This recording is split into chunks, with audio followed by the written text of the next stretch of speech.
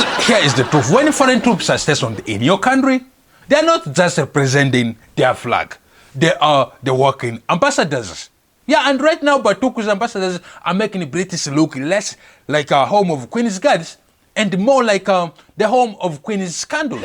Good evening, Africa. Welcome to the Let's Feed Africa, the show that gives you the news, the laughs, and just enough discomfort to make you question whether you should still have dinner. We start tonight in Kenya, the home of breathtaking landscapes, amazing wildlife, and apparently a British army base where the only thing more common than a camouflage is questionable morals.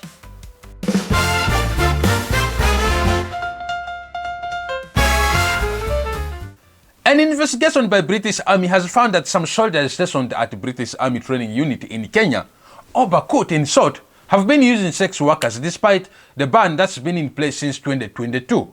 Yeah, the Army says this is happening at a low to moderate level. Low to moderate level? That sounds less like a military misconduct report, but more like a chill pepper rating at Nando's. Yeah, our soldiers don't use sex workers often. Just enough to keep the locals spicy. This report covered over 2 years, and here's the thing, the army didn't just stumble across this. They launched an investigation after an ITV documentary exposed soldier behavior at the base. Yeah, because nothing motivates change like a bad PR on a British television. It's worth remembering this isn't even the first scandal. Back in 2012, a local woman called Agnes Wanjiru was allegedly murdered by a British soldier, and her body was found in a septic tank.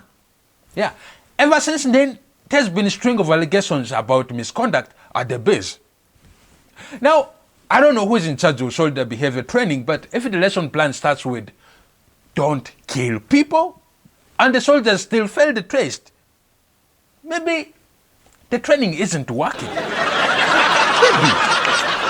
The army said they have found 35 suspected cases of soldiers paying for sex since July 2022 out of 7,666 soldiers. So which means statistically it's just a handful. But here's the problem. The handful still have power to ruin lives. And the army insists it's not out of control, which is exactly the kind of phrase people use right before you find out it is actually out of control. This is like saying, yes, the ship is sinking, but only at a low to moderate level. Sir, the water is still coming in.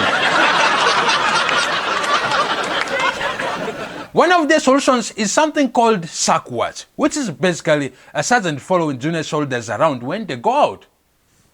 I love that. They named it like a wildlife documentary.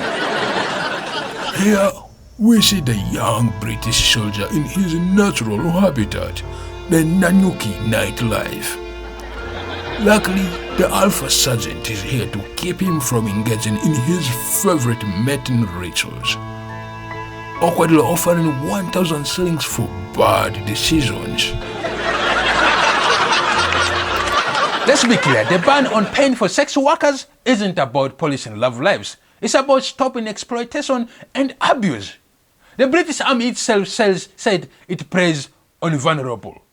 But apparently some soldiers heard that and said, yes, but what if we just did it moderately? Meanwhile, in Kenya, MPs are also investigating broader allegations, injuries caused by British troops, abandoned children fathered by the soldiers, and other mistreatments. And early this year, one soldier was sent back to UK after being accused of rape. Yeah.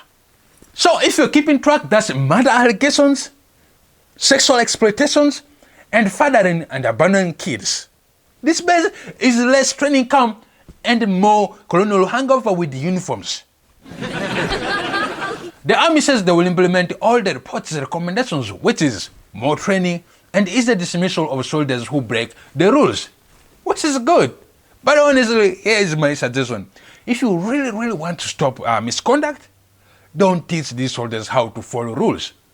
Teach them how to not be the kind of headline that I have to make jokes about on this show.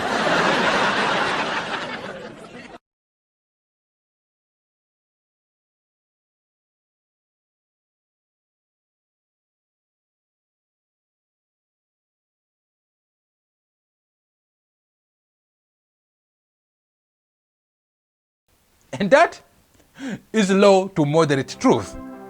I'm Gilbert Drapari, and this is the Let's Feed African. Please don't forget to subscribe. And as always, thank you for watching.